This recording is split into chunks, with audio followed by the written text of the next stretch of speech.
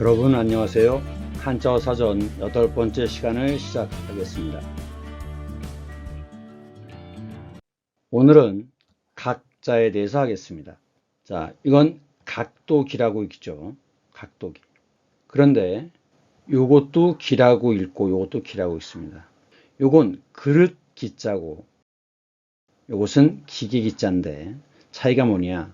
어떤 간단한 도구일 때는 이 기를 씁니다. 그런데 이 기자는 왼쪽에 나무목이 들어갔죠. 원래 이 기는 배틀을 뜻합니다. 옷감을 짜는 배틀. 과거의 그 기계로서는 배틀은 상당히 복잡한 기계에 들어갑니다. 그래서 비행기처럼 이렇게 복잡한 구조로 되어 있는 것들은 기자를 씁니다. 그 다음 규칙인데 물론 이 규칙은 지키고 따라야 될 어떤 것을 우리는 이제 규칙이라고 하지만 원래 규의 뜻은 규는 콤파스입니다. 콤파스. 그리고 칙이라고 하는 것은 이것은 자입니다. 자. 지금 이걸 보면 뭐가 생각나나요? 프리메이슨 생각나지 않습니까? 메이슨이라는 것은 석공이란 뜻이죠. 우리나라는 집을 지을 때 나무가 중심이기 때문에 목수가 전체 진행을 책임집니다. 도편수라고 하죠. 하지만 서양의 경우에는 석회암지대에서 나는 돌을 이용해서 집을 지었기 때문에 석공이 공사의 중심이 됩니다. 그 석공이 메이슨이에요. 근데 이제 18세기 들어서 프리메이슨이라고 하는데 석공조합에서 인간의 이성과 합리성 이런 것을 이제 추구하기 시작하는데 그 영향으로 지금 그 미국의 1달러짜리 배를 보면 이 안에 눈이 이렇게 들어가 있죠. 눈. 이게 프리메이슨의 상징입니다. 그런데 밑에 그림을 보시면 이것은 복희씨고 이쪽은 복희씨고 이쪽은 여화씨입니다. 밑에는 이렇게 뱀처럼 이렇게 서로 꼬여 있어요. 하나로. 그런데 이쪽에 들고 있는 건 뭐죠? 자입니다. 자. 이쪽에 들고 있는 건 뭐예요? 이쪽에 들고 있는 것은 콤파스입니다. 즉 자와 콤파스가 있으면 모든 도형을 다 그릴 수 있는 거예요. 그래서 고대 사회에서는 자와 콤파스가 매우 중요했죠. 이 복희씨와 여화씨의 그림에 보시면 이렇게 점들이 있는데 이건 당시에 관측됐던 별자리들입니다. 그래서 북두칠성 이런 별자리들이 그려져 있는 거예요. 고대 사회에서는 천문학이 매우 중요했죠. 천문학이. 그 다음 이 각은 감각이란 뜻인데 감각. 영어에서 감각은 센스죠. 근데 tive가 들어가면 스펠링이 이렇게 바뀌는데 sensitive. 이것은 감각적이란 뜻이죠. 그래서 감각적이라는 건 뭐냐? 다른 사람은 잘 느끼지 못하는 어떤 감각을 예민하게 잡아내는 능력. 이것이 sensitive한 겁니다. 그 다음 이것은 벌일 각자고 그 다음 왼쪽에 있는 거 이거 달월 아닙니다. 왼쪽에 쓴 것은 전부 다 고기육입니다. 즉 사람 몸과 관계가 있어요. 오른쪽에 써야 시간과 관계가 있는 겁니다. 이게 달월이에요. 달월. 그래서 이것은 이게 들어가면 시간과 관계가 있죠. 그 다음 이것은 돼지 해자입니다. 자, 축, 임묘, 진사, 오미, 신유, 술해 제일 마지막에 있죠. 그리고 이 오른쪽에 이것은 칼도입니다. 이 칼은 옛날 칼은 이렇게 생겼어요. 여기에 칼날이 있었죠. 그래서 이 도라고 하는 글자는 한쪽 면만 칼날이 있는 것이 도고 검이라고 하는 것은 양날이 있는 칼이 검입니다. 그렇기 때문에 과일을 깎는 칼은 뭐라고 그래요? 과도죠. 과도. 과검이 아니에요. 과일 깎는 것은 한쪽만 날이 있지 않습니까? 도는 한쪽 날, 검은 양날. 그래서 중세 유럽의 기사들이 사용하던 칼, 이것은 검이죠. 그 다음 시각인데 시간과 시각은 다릅니다. 너 시간이 있니? 그래서 시간은 사이를 의미하는 거죠. 틈이 있느냐 이런 뜻인데 시각은 지금 몇 시 몇 분이냐 하는 정확한 지점을 얘기하는 겁니다. 이것은 뿔각자입니다. 녹각을 보면 밑에 굵은 부분은 이렇게 잘라내면 이렇게 결이 나타나요. 위에는 물론 가늘고. 그래서 녹각의 모습을 표현한 것인데 녹각과 녹용은 다르죠. 녹용은 아직 딱딱해지지 않은 어린 뿔입니다. 그것이 이제 각질이 되면 딱딱해지면 녹각이 되는 겁니다. 그래서 각이 3개면 삼각형, 4개면 사각형 이렇게 얘기하죠. 그 다음에 예각에서 얘는 예리하다, 날카롭다는 뜻입니다. 날카로운 모습이죠. 그래서 예각이라고 하고 이것은 직각. 그거에 비해서 두는 둔하다, 무디다란 뜻이에요. 무디다. 90도 넘으면 무디죠. 그래서 예각, 직각, 둔각 이렇게 얘기합니다. 그거에 비해서 두는 둔하다, 무디다란 뜻이에요. 무디다. 그 다음 각막이라고 하는 것은 검은 자를 덮고 있는 부위인데 거기에 염증이 생기면 그것이 각막염입니다. 염자를 보시면 불화가 두 개가 있죠. 그래서 불에 타는 거예요. 즉 염증이 생기는 거죠. 곱는 겁니다. 그래서 곱는 것들은 다 염자가 들어가요. 그 다음 이 나무를 보시면 지금 이렇게 나무가 각이 져 있죠. 그래서 이런 나무를 각목이라고 합니다. 그 다음 편지봉투가 아니라 A4 용지 정도의 크기에 또는 그보다 더 큰 것들, 이런 큰 봉투를 각봉투라고 하죠. 그 다음에 설탕은 하얀 눈처럼 생긴 단 것이죠. 사탕. 그래서 설탕인데 지금 여기 보시면 각이 하나, 둘, 셋 이렇게 되어 있습니다. 그래서 각이 나 있는 설탕이기 때문에 각설탕이라고 하죠. 그 다음에 각축이라고 할 때 이 축은 쫓아내다, 몰아내다라는 뜻입니다. 그래서 항공모함을 보호하기 위해서 적선을 몰아내는 역할을 하는 싸움배, 이것을 구축함이라고 하죠. 구축함. 축은 쫓아내다라는 뜻이에요. 그리고 배에서 함자 돌림은 전부 다 싸움배입니다. 잠수함, 항공모함, 구축함, 순양함 전부 다 싸움배죠.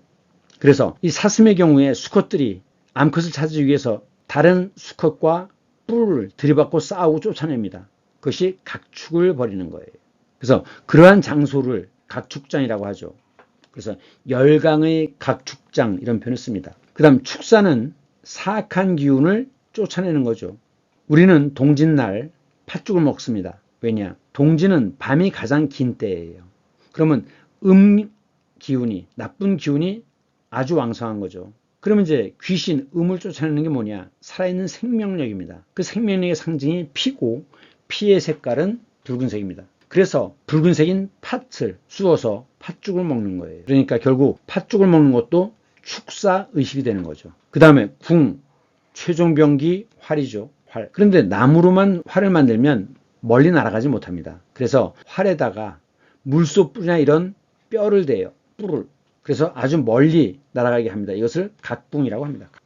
그 다음 접촉한다는 뜻이고 각은 뿔이죠. 그래서 이 뿔각자 쓰면 이건 더듬이란 뜻입니다. 그래서 벌레들의 경우에 주변에 뭐가 나타나면 어떡하죠? 촉각을 세우죠. 촉각을 곤두세웁니다. 그거에 비해서 이 감각이라는 각자 쓰면 다르죠. 오감 중에 하나가 됩니다. 자, 오감에 뭐가 있죠? 보는 거, 시각, 듣는 거, 청각, 맛보는 것, 미각, 냄새 맡는 것, 후각, 그리고 접촉하는 것, 촉각 이렇게 되죠. 그 다음 각속도라고 할 때 이 각은 이것은 각도라는 뜻입니다. 즉 단위 시간당 이 각도가 얼마나 벌어지느냐 이게 각속도예요.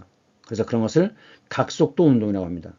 지금 이 경우를 보시면 이것은 비행기 엔진, 프로펠러가 돌아갈 때 모습이죠. 그래서 이륙하기 위해서 점점 더 세집니다. 빨리 돌아요. 그래서 속도가 더해지는 것, 가속도가 나타나죠. 이게 일정한 속도로 가속도가 일어나면 등가속도라고 합니다. 그 다음 퇴저감 중에 진이 굳어서 된 것, 이암이라고 하죠. 모래가 굳어서 된 것, 사암. 력은 자갈력자입니다. 그래서 자갈이 굳어서 된 퇴저감이 여감이에요.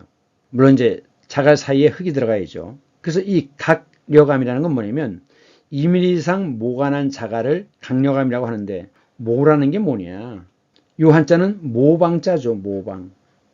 이 한자는 어떻게 생긴 거냐면 이게 뭐처럼 보입니까?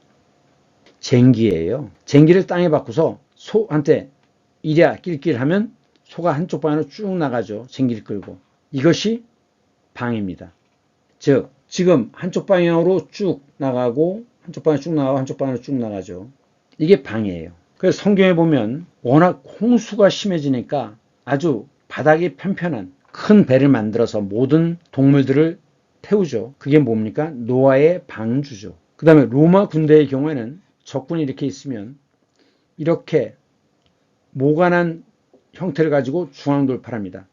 이런 것을 방진이라고 하죠. 방진. 그런데 마방진이라고 들어봤을 겁니다. 마는 마술 같은 이란 뜻이죠. 그래서 가로로 하던 세로로 하던 대각선으로 하던 다 15라는 숫자가 나오잖아요. 이것이 마방진입니다. 여기에서부터 방정식이란 말이 생긴 거예요. 방정식. 그 다음에 모눈종이를 한자로 뭐라고 하느냐? 모눈종이. 그래프 그릴 때 쓰는 건 모눈종이. 그걸 방한지라고 합니다. 방. 모방자예요. 그 다음에 두 개의 중간은 사이라고 하지만 세 개 이상의 중간은 설이라고 합니다. 그럼 여기 보세요. 지금 뭐가 하나, 둘, 세 개가 있죠? 그럼 여기는 뭐라고 부릅니까? 여기를 모설이라고 부르죠. 모설이. 그 다음은 이건 깨달을 각자입니다. 그런데 요건 뭐냐? 요건 숫자, 수효란 뜻이에요. 그리고 왼쪽과 오른쪽은 다 손입니다. 손. 지금 손으로 숫자를 던지는 거예요. 그래서 점괘를 보는 겁니다. 요 글자가 나중에 뭐로 바뀌느냐? 이렇게 문자로 바뀝니다. 문. 그래서 이것은 점을 쳐서 치고 볼견자죠. 보는 거예요. 그래서 이렇구나 하고 깨닫는 겁니다. 그래서 이것은 깨달을 각자입니다. 지금 이건 배울 학자죠. 배울 학자예요. 두 손으로 숫자를 던지는 거예요. 그래서 이거의 약자는 이렇게 쓰지만 이 글자가 요게 뭐로 바뀌었다고요? 문으로 바뀌었다 그랬죠? 문. 그래서 학자를 이렇게도 씁니다. 배울 학자를. 요것은 다섯 오자예요. 근데 뭐가 들어갔어요? 입구가 들어갔죠? 나라고 입으로 말하는 겁니다. 그래서 이건 나오자예요. 나오. 김희독립 선언문 제일 처음 어떻게 시작합니까? 5등은 자의 조선의 독립국인과 5등은 이 등은 복수를 의미합니다. 그래서 우리들이란 뜻입니다. 나는 5는 나지만 5등 하면 우리들이란 뜻이 돼요. 5등은. 그 다음에 요거는 왼쪽에 마음심이 들어갔죠?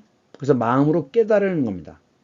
깨달을 오. 그래서 깨닫는 것. 이게 각오죠. 각오를 새롭게 한다. 그 다음 전에 보았던 금동미륵 반가사유상. 금동이란 청동 위에 도금을 한 것이 금동이라고 그랬어요. 미륵불은 현생 아니라 내세에 올 새로운 세상의 반가. 자, 한쪽 다리만 지금 가부좌를 틀었죠? 그래서 반가. 그러면서 사유, 생각을 하는 거예요. 이때 막 깨달음을 얻었을 때의 요 잔잔한 미소, 얼굴 표정. 그래서 이것은 깨달을 오자입니다. 그래서 크게 깨달았다라고 할 때 대오각성이라고 합니다. 대오각성.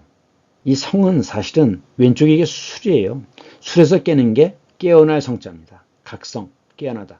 그 다음에 이쪽 거는 나무이죠. 그래서 나무의 종류, 즉 오동나무입니다. 여러분들 서울 양천구의 오목교라고 들어보셨나요? 그 오목교에는 옛날에 커다란 오동나무가 있었어요. 그 다음에 여기는 사람인이 들어갔죠. 그래서 사람이 줄을 서는 겁니다. 그래서 어떤 대형이 이렇게 있을 때 이 짧은 쪽이 오고 이 긴 쪽이 열이 됩니다. 그래서 이게 오와 열이 되는 거예요. 원래 오는 5명의 사람이 나란히 선 것이 오죠. 근데 하여간 짧은 쪽이 오, 긴 쪽이 열입니다. 오와 열. 그 다음에 이것은 헬이 들어갔으니까 이것은 밝을 오자예요. 요거 대오란 말입니다. 대오를 갖추어라. 다음 아까 했죠? 감각인데 오감, 시각, 청각, 후각, 미각, 촉각 얘기했지만 촉각하면 이건 감각이지만 뿔각자가 들어가면 이것은 더듬이라고 그랬습니다. 더듬이. 그래서 어떤 대상을 감각을 통해서 인식하는 걸 뭐라고 한다고요? 물이라고 한다 그랬죠. 물. 그런데 우정처럼 보거나 듣거나 맛볼 수는 없지만 느낄 수 있는 것, 알 수 있는 것을 사라고 한다 그랬어요. 그래서 이 사를 인식하는 능력을 뭐라고 하느냐? 이걸 이성이라고 합니다. 그럼 물을 인식하는 능력을 뭐라고 하느냐? 감성이라고 합니다. 감성. 그래서 사를 인식하는 능력이 이성이고 물을 인식하는 능력, 이것이 감성이라는 점을 기억해야 합니다. 자, 그래서 이제 스스로 깨닫는 것을 자각이라고 하죠. 그 다음에 실제로 존재하지 않는데도 환각이라고 해요. 그래서 신기루처럼 아무것도 안 보는데 보인다고 하는 거죠. 그걸 뭐라고 합니까? 환시라고 하죠. 그 다음에 실제로 대포 쏘지 않는데도 대포 소리가 들린대요. 그런 걸 환청이라고 하죠. 환청. 그 다음에 환각체, 요건 재라고 있는데 오른쪽에 칼도가 들어갔어요. 옛날 한약병에선 약을 지을 때 작두로 칼로 약재를 썰어가지고 그걸 탕으로 끓였죠. 그래서 칼도가 들어가면 이것은 약이란 뜻입니다. 환각체, 약이란 뜻이에요. 근데 이거와 구분해야 됩니다. 이렇게 쓰면 이건 재료란 뜻이에요. 재료. 한자가 다르죠. 제냐, 어이냐, 아이냐 다릅니다.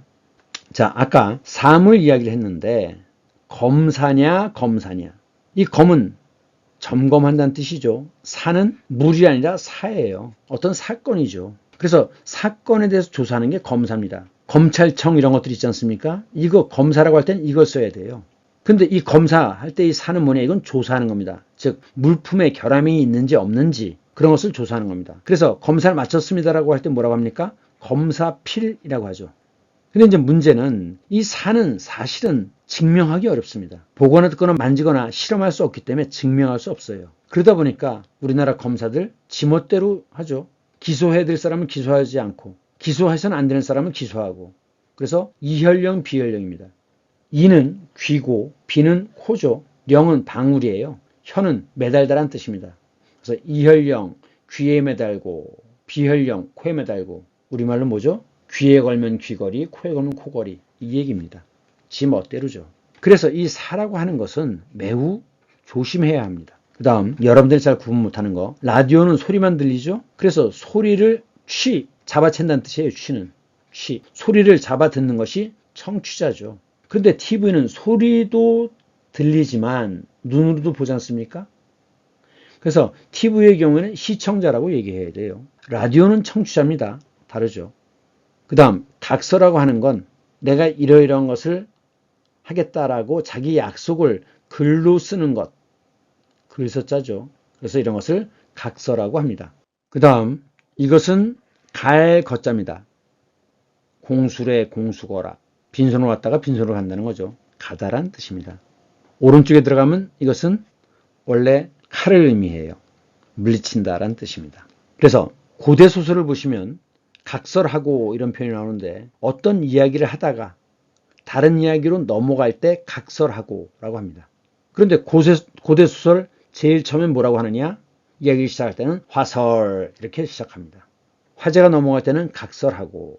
그래서 뭐 얘기하다 딴 얘기로 넘어갈 때 뭐라고 합니까? 각설하고 이런 표현 쓰죠. 그 다음에 법률 용어인데 각하가 있고 기각이 있습니다. 각하라는 건 형식 요건이 미비한 거예요. 갖춰지지 않은 거죠. 즉 시험을 보는데 아예 시험장에 오질 않았어요. 늦잠을 자가지고. 그럼 그건 각하가 되는 겁니다. 근데 기각은 뭐냐? 이 기는 버릴 기자예요. 포기하다. 배추를 셀 때 쓰는 단위라면서요. 기는 버릴 기자입니다.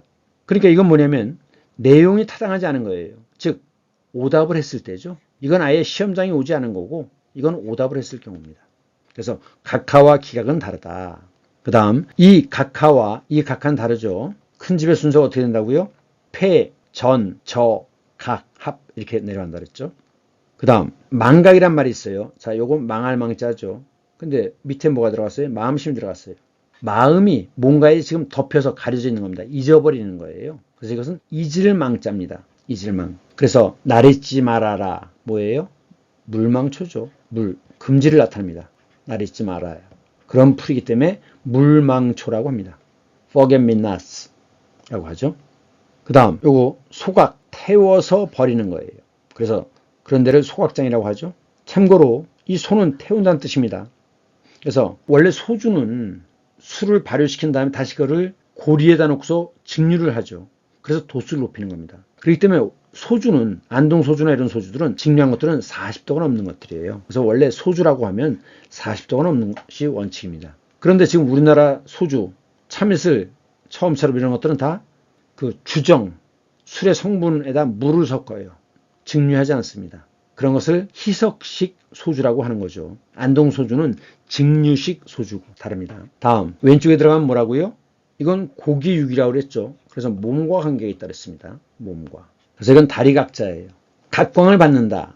연극무대 같은 데 보면 무대가 이렇게 있으면 이 앞쪽에 관객들 있는 쪽에 라이트가 있죠. 그래서 이 라이트를 앞에서 위로 쏴요. 이게 각광을 받는 겁니다. 그거에 비해서 스포트라이트는 다르죠. 스포트라이트는 집중 조명이에요. 한 지점에다, 스포트라는 건 점 아닙니까? 지점. 한 지점에다가 빛을 쏘는 것. 이것이 스포트라이트입니다. 원래 각광과 스포트라이트는 다르다. 그 다음 이 각기병이라는 게 있는데 다리에 문제가 있는 병이에요. 이건 비타민 B1이 부족해서 다리 힘이 약해지고 저려서 제대로 걷지 못하는 병. 이게 각기병입니다. 자, 알아야 될 것은 이 안에 건 병자죠. 갑을 병정할 때 병입니다. 바깥에 거는 전부 다 병과 관계가 있어요. 질병과 관련이 있는 겁니다. 그 다음에 이것은 각반인데, 자, 이 반자는 이게 뭐예요? 양이죠, 양. 양인데 양을 이렇게 자릅니다. 그래서 이게 반자가 되는 거예요. 2분의 1이란 뜻이죠. 왼쪽에 실사가 들어갔죠. 그래서 이거는 끈이란 뜻이에요. 끈 반자입니다. 그래서 이런 것도 각반이라고 하는데 원래는 신발 위에다가 끈으로 이렇게 묶었어요. 흘러내리지 않게. 이것이 원래 각반인데 군인들의 경우 또는 등산 가서 모래나 눈이 자꾸 안으로 들어오지 않습니까? 이걸 방지하기 위해서 하는 것이 각반입니다. 그 다음 다리의 선미, 각선미죠. 그 다음 각색은 이 색이라고 하는 거는 원래 중국에서는 연극에서 분장을 의미했어요. 그러니까 그 중국의 변검 보셨나요? 머리 한번 이렇게 탁 휘두르면 검은색으로 바뀌고 붉은색으로 바뀌고 흰색으로 바뀌고 이렇게 얼굴색이 바뀌는 것, 즉 분장을 의미했습니다. 각색은 분장을 의미했는데 그 소설이나 서사시 등 그런 어떤 것들을 다른 매체로 옮겨서 즉 소설을 연극으로 이렇게 원작을 다른 매체로 옮겨 만드는 것을 각색이라고 합니다. 그 다음 각본이란 말이 있는데 이때는 각이 다리란 뜻이 아니라 다리는 아래에 있지 않습니까? 그래서 이건 바탕이란 뜻이에요. 그래서 바탕이 되는 책, 보는 책이죠. 책. 그래서 이것을 각본이라고 합니다. 그 다음 각주를 달다. 자, 이 주는 이것은 촛불의 촛대예요. 가운데서 불이 이렇게 타죠. 그래서 이건 중심주, 주인 주자입니다. 여기 왼쪽에 말씀문이 들어갔죠. 그러니까 이건 말을 다는 거예요.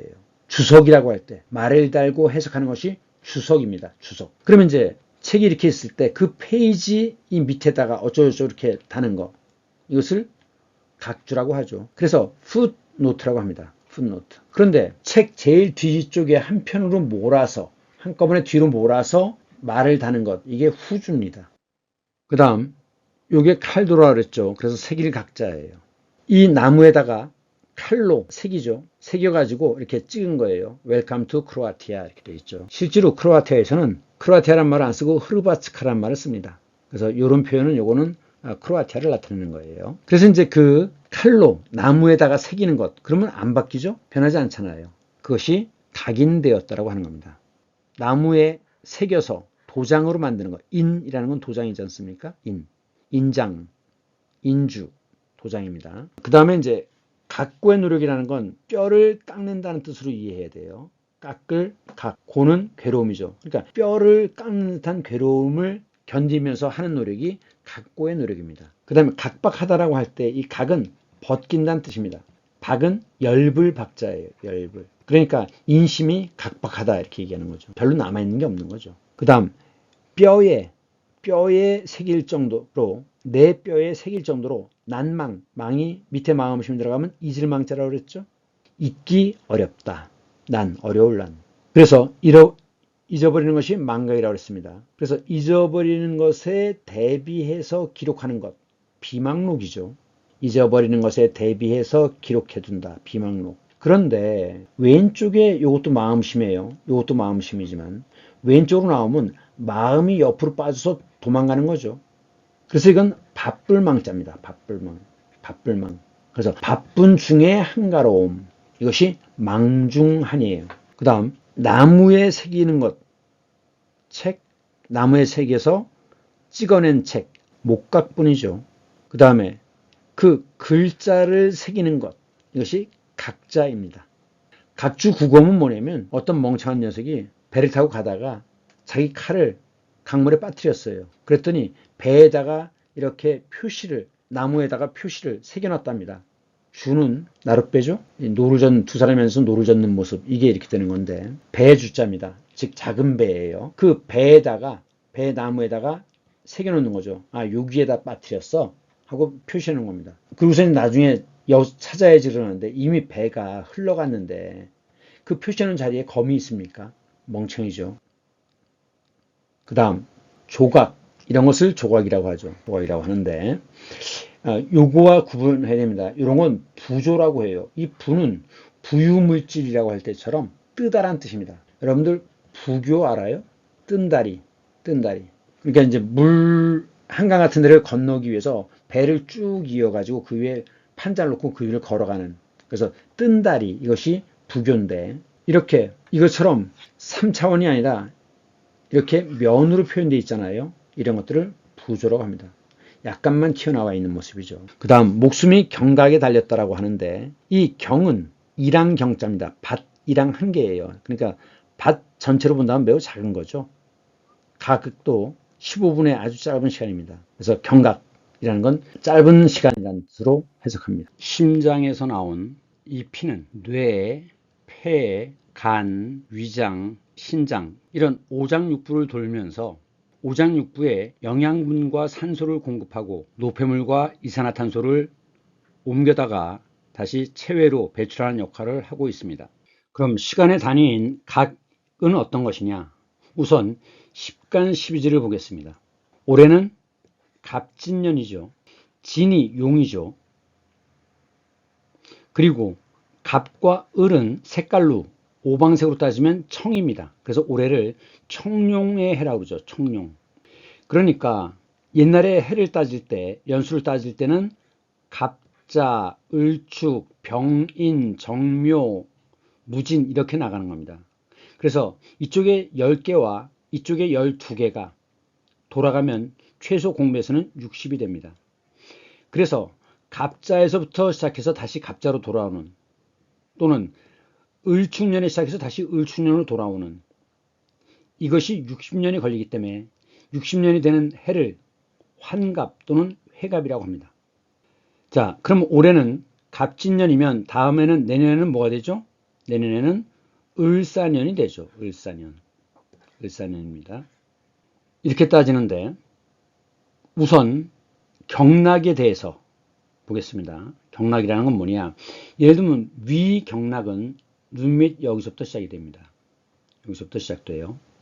그래가지고 태양혈 옆을 지나서 귀 뒤로 넘어갑니다. 귀 뒤로 넘어가서 목 뒤쪽으로 갔다가 다시 앞으로 나와요. 그래서 앞으로 나와가지고 젖꼭지를 지납니다. 다시 안쪽으로 들어갔다가 이렇게 해서 정강이를 지나서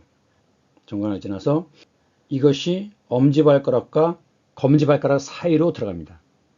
그렇기 때문에 이 나이 든 할아버지 할머니들은 위를 오랫동안 사용했기 때문에 이 눈썹 밑이 두터운 거예요.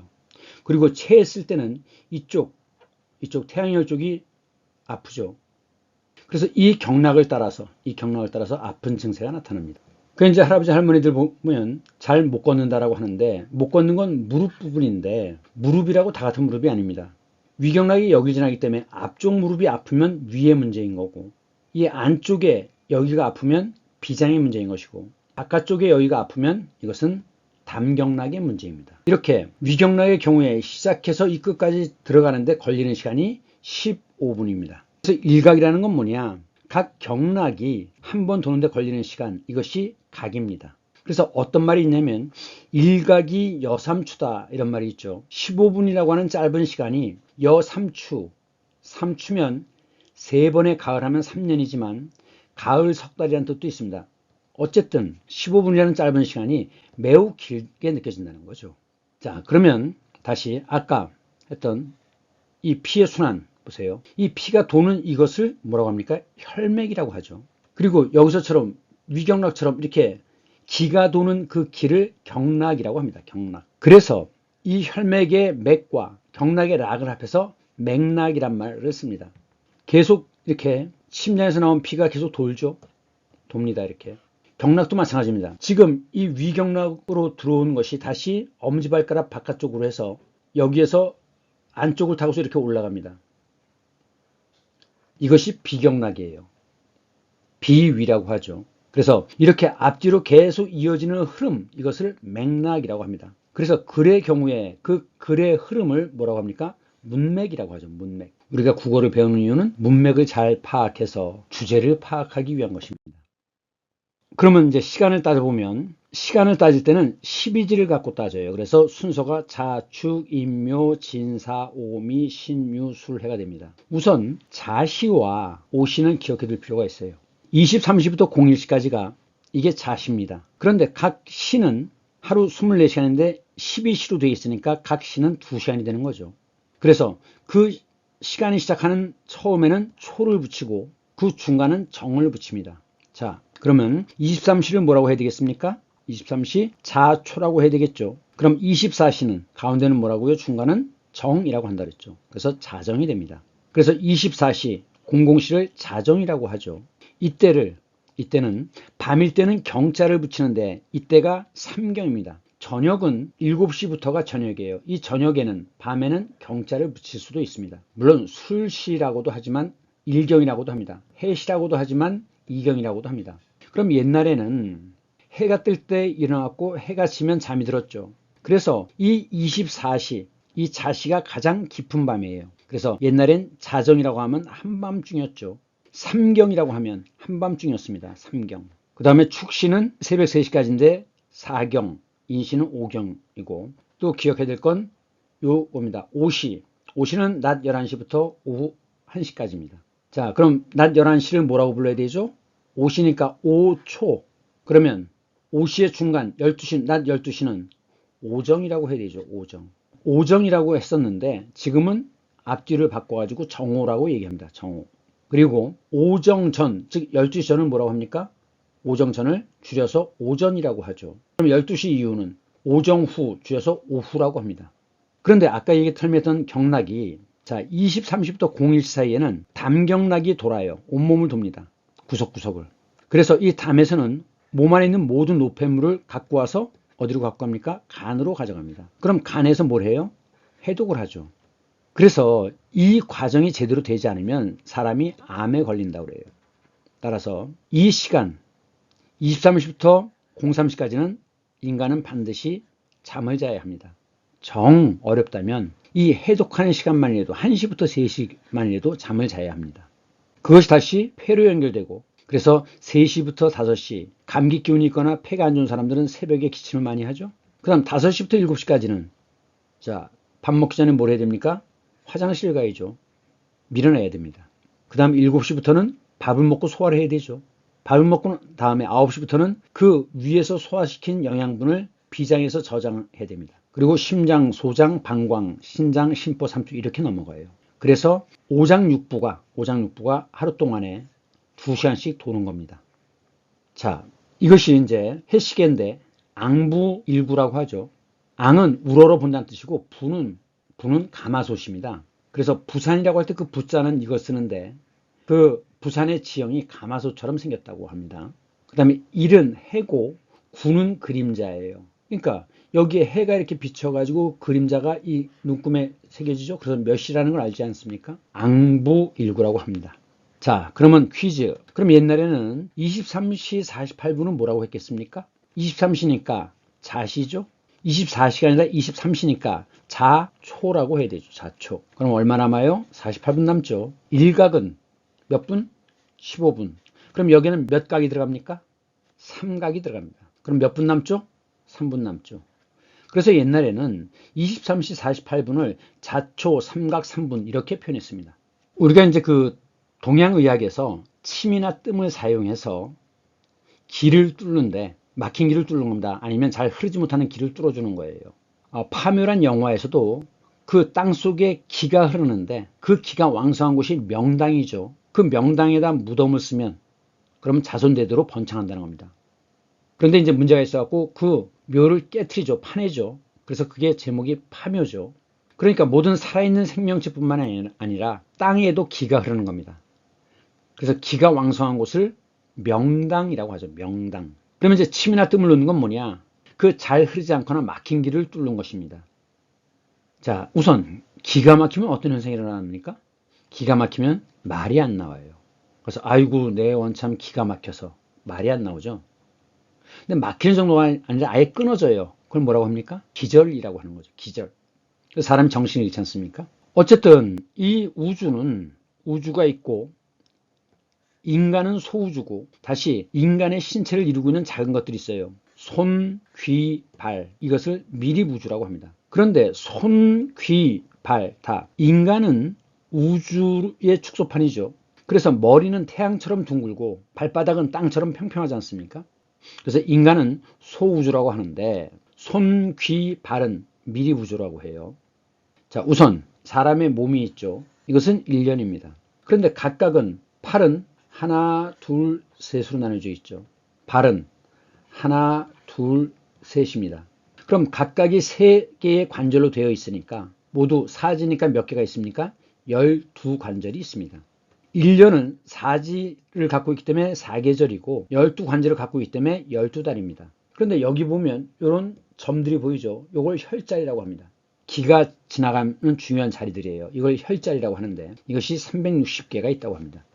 그래서 이런 미립 우주이기 때문에 이 미립 우주를 치료를 하면 소우주도 괜찮아지는 거죠. 그래서 우선 수지침을 보겠습니다. 지금 앞면은 배 쪽이고 손등은 이 뒤쪽이 돼요. 그러면 사람은 뼈가 3개로 되어 있죠. 하나, 둘, 3개 덩어리로 되어 있습니다. 그래서 가운데 손가락도 하나, 둘, 셋입니다. 따라서 이 자리는 뭐가 되는 거냐? 요건 명치가 되는 겁니다. 명치. 그러면 이쪽은 뭐가 돼요? 아기가 이렇게 기어간다고 생각하면 이쪽은 오른쪽 손이죠. 이쪽은 오른쪽 다리입니다. 그런데 보면 다른 건 다 3마디로 나뉘어져 있는데 엄지손가락은 좀 달라요. 엄지손가락은 2개처럼 보이지만 사실은 뼈 하나가 여기에 묻혀 있습니다. 그래서 3개 관절이에요. 아까 얘기했던 위경락은 이쪽으로 이렇게 내려와서 엄지발가락과 검지발가락 사이로 들어간다 그랬죠. 그럼 이걸 다시 이어받아서 비경락으로 올라갑니다. 그래서 이렇게 올라가서 어디까지 가느냐? 여기에서 끝나요. 자, 이것은 손뿐만 아니라 귀도 미리부주기 때문에 이 귀를 치료해도 역시 소주인 인간의 몸을 치료할 수 있다고 보는 거고, 발도 역시 마찬가지입니다. 중국의 전통의학은 한의학이라고 하지만 한국의 전통의학은 동의학이라고 합니다. 허준의 동의보감 들어보셨죠? 우리나라의 전통의학은 동의학입니다. 전에 말씀드린 것처럼 이 동의학에 대해서는 7월 말쯤 한국 문화에서 좀 더 자세히 다루려고 합니다. 그럼 이상으로 마치겠습니다. 왼쪽은 이것이 되네르 케밥입니다. 되네르는 빙빙 돌다란 뜻인데 여기 가스불이 있죠? 그리고 옛날엔 장작이었지만 숯이었지만 이것이 빙빙 돌면서 이렇게 돌면서 이 고기를 익히는 겁니다. 그래갖고 터키에서 가장 유명한 케밥은 되네르 케밥인데 빵 속에 고기를 150g을 넣느냐 200g 넣느냐에 따라서 가격이 달라져요. 고기 무게에 따라서 가격이 달라집니다. 터키는 케밥으로 매우 유명한데 이 되네르 케밥뿐만 아니라 항아리 케밥, 항아리를 이제 불에다 놓고서 끓인다고 해야 되나요? 그래갖고 항아리를 밀봉한 항아리를 나중에 먹을 때는 깨트려 가지고 먹습니다. 근데 이 항아리 케밥은 카파도키아가 유명해요. 지금 이 사진 보이시죠? 카파도키아에 벌룬을 타고 여기는 이제 그 기기묘묘한 스타워즈란 영화를 여기서 찍었다고 그래요. 그래갖고 이거는 침리입니다. 침리. 굴뚝 모양으로 생긴 것. 굴뚝 모양으로 생겼죠? 그래서 이건 침리라고 부르는 곳이에요. 그 다음에 또 케밥 중에 유명한 게 이제 이스켄다르 케밥이 유명한데 이스켄다르 케밥은 요구르트를 섞어서 얇게 썬 고기에다 요구르트를 부어서 그래갖고 먹는 것입니다. 그 다음에 꼬챙이에 꿰어서 숯에다 구워서 먹는 거 시시 케밥. 그리고 이제 퀘프테라는 게 있는데 이 퀘프테는 우리나라 떡갈비 비슷해요. 그 다음에 그 터키에서 유명한 음식이 피데가 있죠. 피데라는 건 이게 이제 그 피자의 원형이라고 그래요. 여기서부터 이제 피자가 생긴 거라고 그러는데. 그 다음에 시미트. 터키 사람들 많이 먹습니다. 그냥 구운 빵인데 그 깨가 뿌려져 있어요. 시미트라는 빵이 있고 뷰렉이라고 하는 것은 햄버거처럼 속에다 고기나 야채를 넣어서 먹는 것이 뷰렉입니다. 그 다음 로쿰. 이건 굉장히 단데 이 서양식 요리 코스 요리를 개발한 게 오스만 터키 당시입니다. 동양에서는 이제 명나라가 굉장히 지구의 반쪽을 지배했지만 서쪽을 지배한 것은 오스만 터키입니다. 그래갖고 온갖 물자들이 오스만 터키로 모여들었어요. 그러니까 이 사람들이 많이 먹었죠. 그래서 이제 많이 먹었는데 그 소화를 돕는 게 뭐냐면 도마도입니다. 그래서 서양 요리에는 도마도가 많이 들어가요. 그게 소화를 촉진시킨다고 합니다. 그런데 이 사람들이 오스만 터키 귀족들은 너무 많이 먹어가지고 도마도만 갖고는 안 돼요. 그래서 굉장히 단 음식인 로쿰이라는 걸 먹습니다. 이 단맛이 들어가면 소화를 매우 촉진시켜요. 그래서 이제 나이 든 할아버지 할머니들 왜 식사하시고 나서 사탕을 먹거나 아니면 사이다 같은 걸 마시죠. 그게 소화를 돕기 위한 것입니다. 그 다음에 이제 아이스크림 돈두루마라고 하는 거. 이게 얼마나 쫄깃쫄깃한지 이 터키에서는 1년에 한 번씩 돈두루마를 트럭에다 붙여가지고 그 트럭을 돈두루마 아이스크림으로 끄는 경주를 한다고 그래요. 그 정도로 돈두루마가 질기답니다. 그 다음에 이제 요구르트 비슷한 아이란이라는 게 있는데 이 아이란은 이제 소금을 약간 넣고 그리고 물을 많이 부은 그래서 우리 입맛에는 별로 맞지 않는데 하여간 이 터키 사람들은 아이란이라는 걸 많이 먹습니다. 그 다음에 투르크 카베시라고 하는 거 이건 커피인데 이 터키의 커피는 가루를 끓인 거예요. 압축해서 그거를 이제 드롭 시킨 게 아니라 가루를 끓인 겁니다. 그래서 이 커피를 카베시를 가져오면은 한 3분의 1 이상은 커피 가루가 있어요. 그래서 절대로 한꺼번에 확 마시면 안 됩니다. 커피 가루가 다 입에 들어가요. 천천히 조금씩 마셔야 됩니다. 그리고 3분의 1 정도는 남겨야 돼요. 그래서 이제 이 사람들은 터키 사람들은 이 커피를 마시고 나서 그거를 이제 그 바다에 이렇게 뿌려가지고 커피 가루가 퍼진 모습을 보고 뭐 점을 친다고 그래요. 근데 이제 나중에 터키가 발칸반도를 정복하고 그 다음에 오스트리아 빈까지 진격하거든요. 그래서 이제 그 빈을 공격하던 중에 이 터키의 술탄이 사망합니다. 근데 이 유목민족들은 특징이 족장이 사망하면 모든 전투를 끝내고 자기 고향으로 돌아가요. 그래서 장례를 우선 치러야 됩니다. 그래서 터키군이 철수하죠. 근데 이제 급하게 철수하느라고 터키군들이 이제 그 개인에게 취급됐던 커피들 이런 것들을 그냥 급하니까 또 흘리고 놓고 한 사람들이 많았나 봐요. 그래서 이제 빈에서 합스부르크 왕가에서 이제 나와서 보니까 뭐 이상한 게 있거든요. 그래서 이제 그것이 뭔가 해갖고 알아봐가지고 그 다음에 시작된 게 뭐라고요? 비엔나 커피가 시작된 겁니다. 그러니까 비엔나 커피가 유럽에서는 유명한데 이것은 카베시 그것을 개량한 것이 바로 비엔나 커피입니다. 그 다음에 그 터키에서는 손님이 오면 무조건 차이, 홍차를 내옵니다. 어떤 선물 가게 이런 데 들어가면 물건을 사든 안 사든 무조건 가게 주인들이 차이를 대접해요. 자, 오늘은 너무 길었습니다. 수고 많으셨습니다. 여기까지 하겠습니다.